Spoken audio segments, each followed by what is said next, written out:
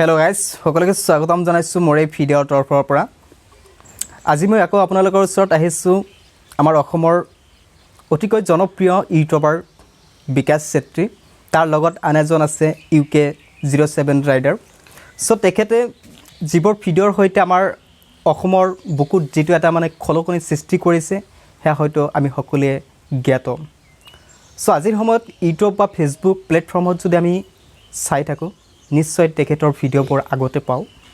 So তেখেতক আমি সকলোৱে এতিয়াৰ সময়ত দেখিবলৈ পাইছোঁ যে এনেকুৱা কিছুমান মানুহ আছে ৰাস্তাত ৰৈ ৰৈ তেওঁলোকক গামোচা পিন্ধাইছে, সো তেওঁলোকক সন্মান জনাইছে।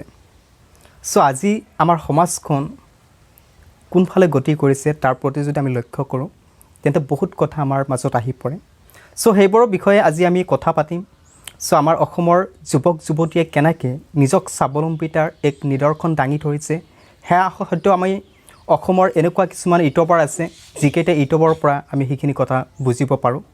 সো আহকচোন মোৰ এই ভিডিঅ'টো পোনপ্ৰথমে চাই লওক।